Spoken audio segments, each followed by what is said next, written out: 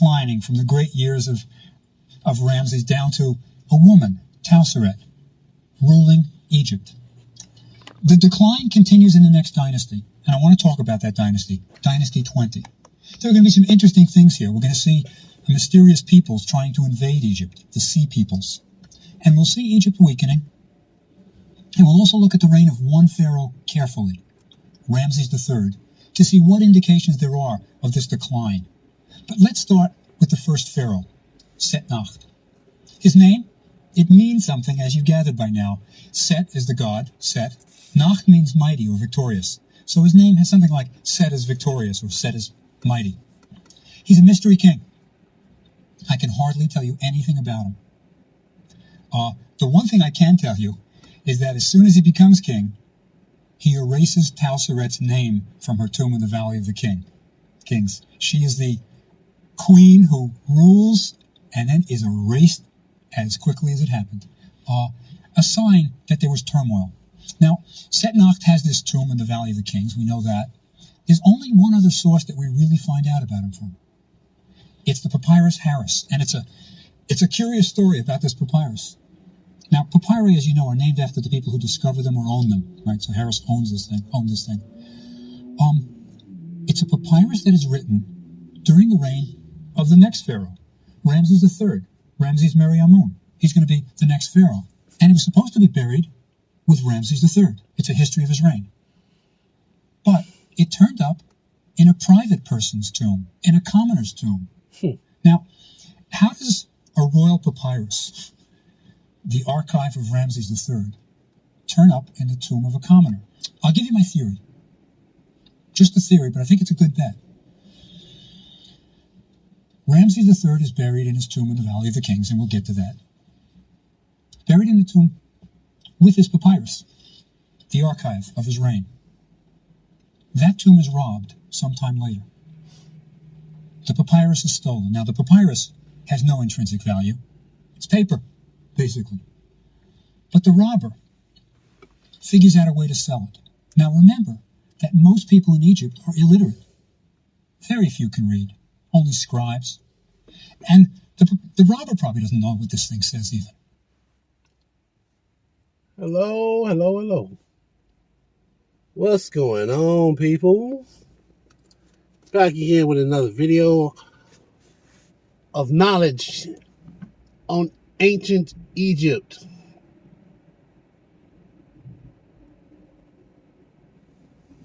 Today, we jumping right into it. We got pharaohs being erased from the historical records. We got traces of pharaohs being erased. Trying to find out who they were, how they ruled. It's getting crazy, y'all. Excuse me. A lot of videos, and I'm just a little tired. I usually try to put up a background wallpaper of the flowers, organic stuff, but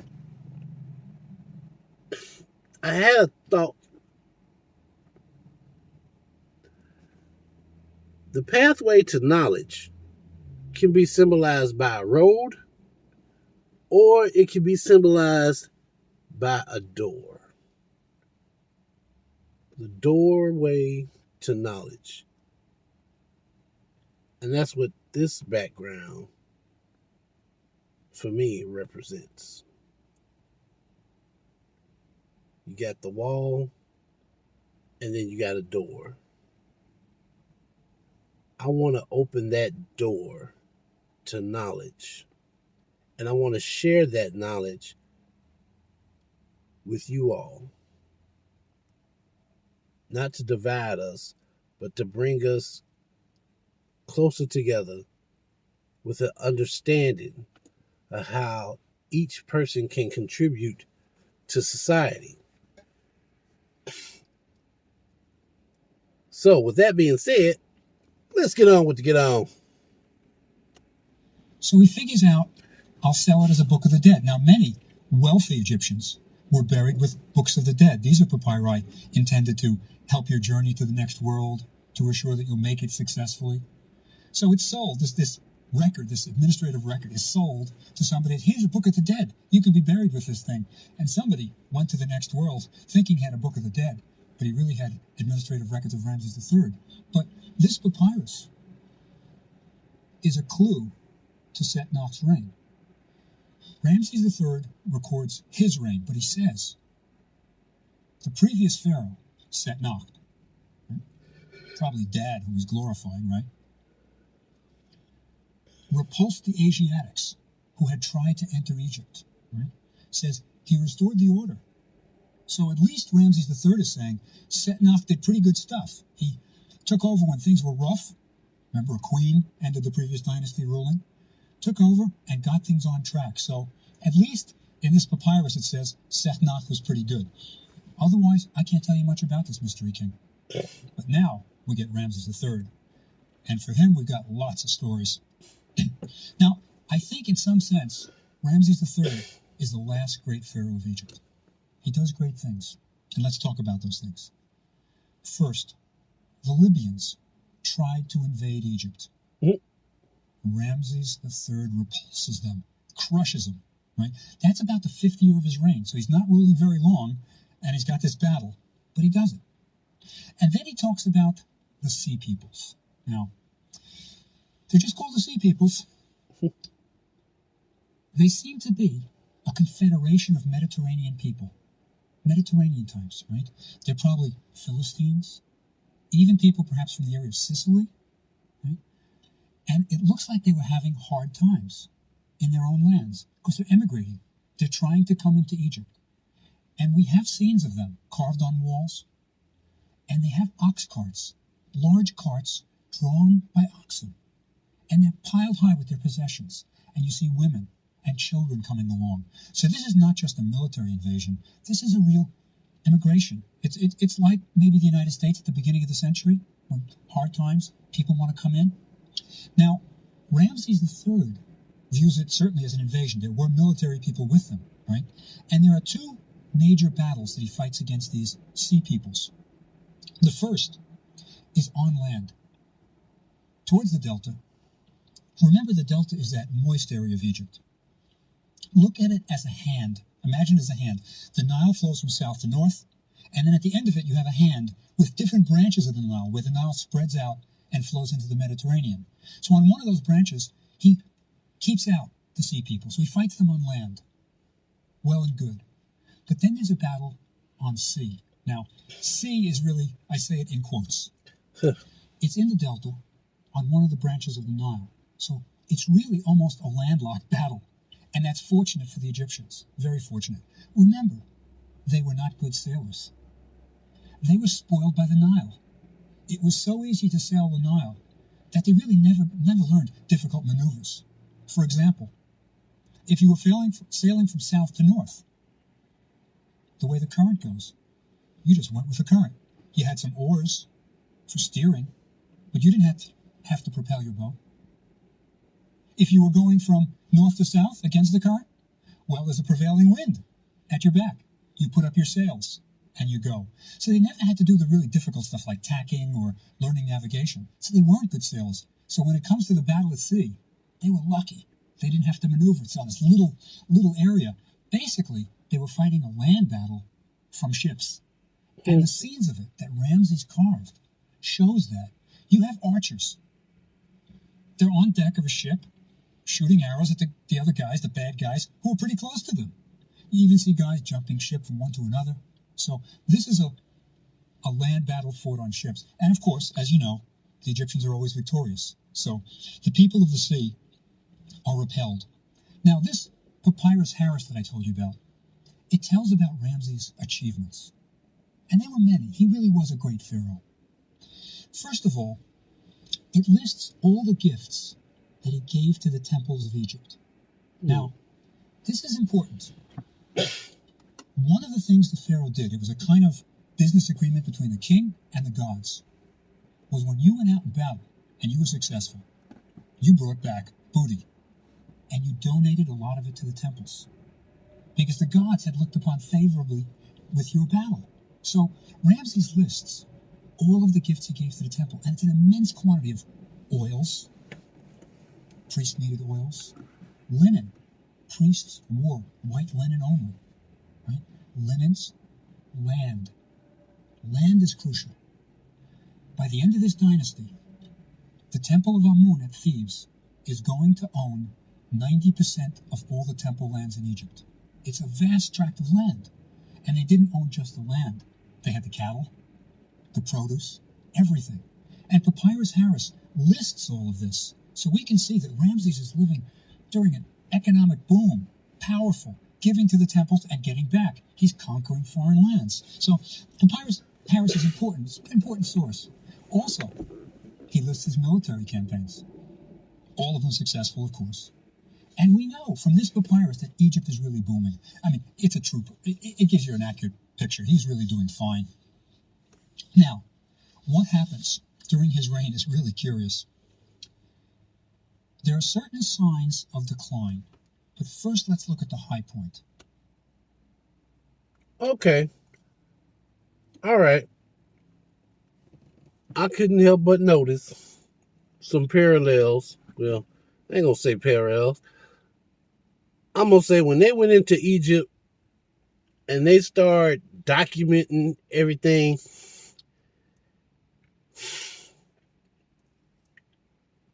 I'm seeing that this theme where they take from Africa and incorporate those traits, those same tactics to strengthen themselves. And there's nothing wrong with that. Some people have a problem with cultural appropriation. Some people believe that knowledge, wisdom should be shared by all. Okay, I can see both sides of that argument. But here's the thing. Here's my take on it.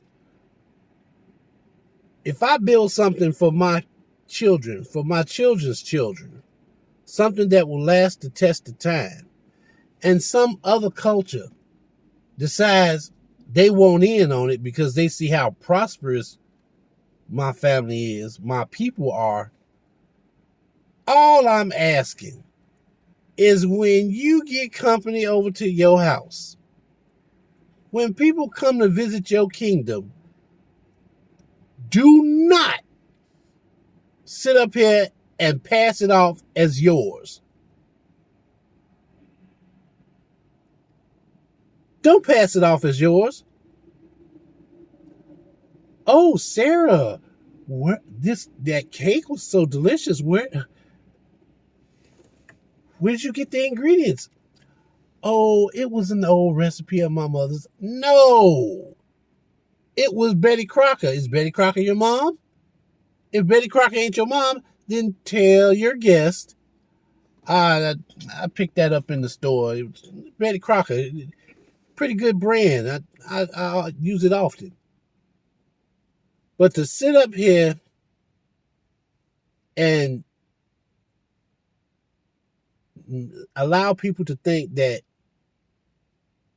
this was your idea, God gave it to you. Bull crap. And the reason why I bring this up at this point in time, the Pharaoh was doing battle. He was taking over foreign lands. He was giving land to the temple. Temples are usually related to religious beliefs. Fast forward to modern day. Who in known history are the richest people religiously? What religious group has an untold wealth? They tell us how much they want us to know, but the Catholics, the Roman Catholic Church, the Vatican specifically.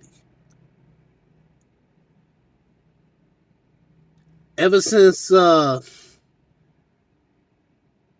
thing with the Woman King came out, and they talking about how people are in an uproar over it, a lot of discussions are being had online about power and how people wielded that power.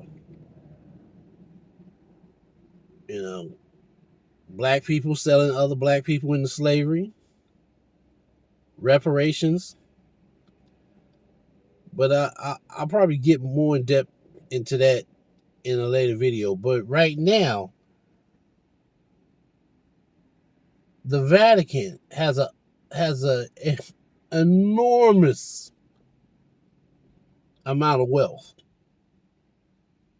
that they acquired. They didn't earn it. They didn't work for it. They acquired it over a long history of theft from other cultures. And they said they were doing it in the name of God, but they won't give it back. And that's the crazy part. You got these cultures outside of the black community. They know that their ancestors stole stuff. They know they gained vast amounts of wealth and knowledge because of it. And as soon as you say, well, now that you know the truth, you're going to give it back? Well, if I do that, then what happens to my kids? I don't care. I hate to be rude like that. No, I don't. I take that back. I don't hate to be rude. You talking about your kids. But your kids' ancestors, what they did was wrong. Raping people, beating people, killing people just to get my wealth, to get my people's wealth, to take our land, and then distribute it amongst yourselves. That was wrong. What about my kids? What about me? What about my ancestors? What about my elders? And all you can say is, well, I can't do that because that's going to put my kids at a disadvantage. It's not yours. If I go into your house and I steal something and I get caught by the police, you're going to want your stuff back, correct? So, assuming that's true, assuming that you're going to press charges on me for stealing your stuff, for raping your child, for beating up your grandma, you're going to want justice. So why is it that when black people ask for justice, everybody else outside the community and some ignorance, as Lucas, Amazing Lucas says, shout out to him, some ignorance will sit up here and say, well, why come white people can't get justice? Where's the equality in that? Equality. Let me tell you something real quick about equality. Black people suffer at the hands of white people. They get no justice. Fast forward, white people give back what was stolen, give back what they profited from, and that begins the transition of justice. So I steal from the police station or I steal from the government, and then I tell my kids how to keep this wealth. You can't tell too many people because they ain't gonna understand, and they might snitch on you, and then the government gonna come after you. So this is what you got to do.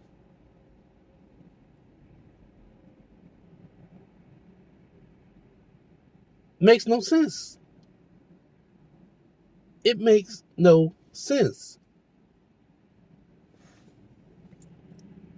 I have nothing against white people. I am not a racist person. but justice is justice. If justice is in any respect based on fairness, a person commits a crime against another person, they have to be punished. So where's the punishment? Why is it that you got black folks sticking up for white folks? What about white people? What about white people? There's no white month. There's no European month. Europeans have been in control of society for generations. They don't need a history month. Every black person that goes to school in the inner city learns about white people. We always learn about white people. So all you stupid, ignorant black people hollering, what about justice for white people? Screw that. I learned about George Washington before I learned about George Washington Carver. So I don't get it. Why are you all on the skirt tails of white people? It makes no sense. I know I kind of went on a rant, but I'm very passionate about certain things. So, back to my original point. The king is given property to the temple. Just like the Crusaders went and fought on behalf of the Catholic Church. And through land, the Catholic Church, the Vatican, became very powerful. But where did they get this concept from? How did the Vatican become so powerful? Where did they get the concept from?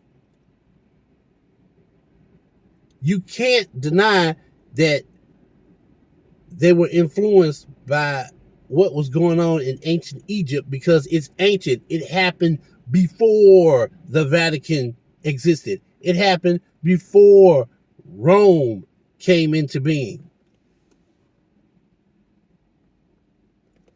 So let's listen and find out more information. His temple. Right? He built a temple called Medina Habu. Now that's the modern Arabic name for it, right? It's really called United with Eternity. This is a mortuary temple. Ramses is going to be united with eternity. Now, remember what a mortuary temple is. It's a place where the pharaoh is going to be worshipped after his death. We are going to have priests forever, bringing food, beer, bread to the temple for the soul of Ramses. And the way Ramses assures it is he gives land to the temple, and forever the produce of that land will sort of be an endowment for his mortuary temple. Now, the mortuary temple is unique. It's huge, first of all. I mean, it is huge. The walls are 30 feet thick. Built out of stone, not mud brick. Temples had to last forever. Palaces, houses, just a generation. They were built out of mud brick. Temples, tombs, out of stone. It's huge. But it had three functions, not just a mortuary temple. If you look at the entranceway to Medina Habu, you will see that it's in the shape of a Syrian fortress. It's very much like a Syrian fortress. Ramses obviously thought that at some point he was going to have to defend Egypt, in the south even maybe, where the temple is, in Thebes on the western bank. Remember, he's kicked out Libyans, he's kicked out the sea peoples. He's seen it all happen. So he built his mortuary temple to have a double function, as a fortress. There are places on the top where archers could stand behind crenellations, those little bumps, and shoot their arrows. So first, it's the only mortuary temple we have that looks like a fort. Another function, it was a palace. Ramses actually lived there, but not permanently. He's ruling from the north, capital's in the north. He lived there when there were religious festivals. He would come south for the festival of Opet. Now, that was the greatest festival in Egypt at the time. It's when the statues of the gods, Amun, Mut, and Khans, the trinity of Thebes, were taken out and brought from Karnak Temple about a mile and a half away to Luxor Temple. And they would stay there for a fortnight. And during that time, there would be feasting and all kinds of partying. And he would come for that festival. And where would he stay? He's not going to stay in a hotel. Right? He had his own palace built. And it's interesting to walk the palace. One of the things that amazes people when they walk the palace of Ramses III, a great king of Egypt, is how small it is. There are no great rooms. And the reason is there's nothing architecturally that enabled you to build a room in those days. You can't have a large piece of stone spanning a roof. There was no way to support a large open area. So that it's really a cramped area. And when you look at Ramses' bathroom, it's practically camping out. I mean, it's like a latrine. But that was the room that Ramses the Great used. That's the room that Ramses III is going to use. It's typical king bathroom, but it's not very impressive. But this is a palace, it's a fortress, and it's the mortuary temple of Ramses. Now, Ramses, during his lifetime, had some of his sons die also, just like Ramses the Great, remember? But one of the things we have to keep clear, Ramses III is the 20th dynasty. Ramses the Great is the 19th dynasty. They are not related in any way whatsoever. Ramses III has chosen his name because he wants to harken back to the days when Ramses the Great was ruling. So he kind of wants association by name, you know, and he does it doubly. He buried some of his children too. He reigned for about 30 years, and he buried some of his children. And two of the children whom he buries in the Valley of the Queens. Now remember, Valley of the Queens is a little bit of a misnomer. It's what the guides call it today. It's what it's called. But it wasn't just queens. It was princes also. And two of his children that he buries there are Amenhotep Kepchef and Chaim Wasset. Now, those names should sound familiar. Those are the names of two of the great children of Ramses the Great, right? Remember, Amenhotep Kepchef was the firstborn son who may have died during the Exodus. Chaim Wasset was the overachieving archaeologist, high priest of Memphis. So he's naming his kids even after the kids of Ramses the Great. He wants this association. And to some extent, it works. He is a great king. He is. So he buries his kids there. But during his reign, we have something that's really unique in Egyptian history. There is a plot to kill him. It's called the Harem Conspiracy. And one of the queens plotted to kill her husband by magic. Now, how do we know about such a thing? Ramses isn't going to put this on his temple wall. We have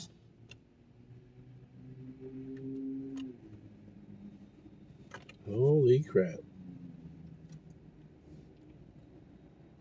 We got a mystery, y'all. The queen wants to kill the king. Is she sleeping around, don't want a lover to get found out? Or is she just one of those ancient women who think that kings are exhibiting toxic masculinity? We have to get rid of them. Wow. That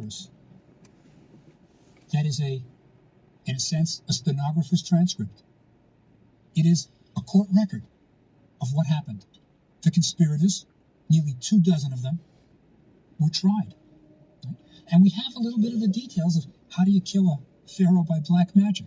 Well, first it involved a queen, as I say. And she was plotting to kill Ramses because she wanted her son to become pharaoh. And this is not that unusual that queens wanted their kids to become the next pharaoh, and maybe if the pharaoh is dead now, mine can move in quickly now. So she's plotting, and it involved priests of the temple. Now, why priests? They had the books of magic. They were the ones who knew how to do this by magic. So we have priests involved, we have palace guards involved, we have the queen involved. It's called the Harem Conspiracy. Now, we know that they were convicted. What is the penalty? Well, in Egypt there were various penalties. Jail, incarceration is a fairly modern concept. The ancient world didn't throw people in jail for doing bad things. It didn't make sense. Somebody does something bad, so you put them somewhere and you support them. Right. Why do that? It's sort of a strain on your resources. Rather, punish them in a way that's over with. Boom, finished. Now, for example, in Egypt, if it was a not too heinous crime, you could cut off ears or a nose. And that way, not only would you have punished him, but everybody would know. Watch out for this guy, he's a crook. If it was a really serious crime, you would execute him. And the Egyptians executed by impaling someone on a stake. Right? Not a nice way to go. So these harem conspirators, right, had a variety. Some had probably ears cut off, noses cut off, but some were certainly executed. As far as we can tell from the record, now the record is damaged, Ramses III died before the trial was over. Now I'm not suggesting it's from black magic that he dies from the magic, but he dies before the trial was over, and the people are probably executed after he dies. Right? He is buried in the Valley of the Kings. Now his tomb is rather unusual. Okay.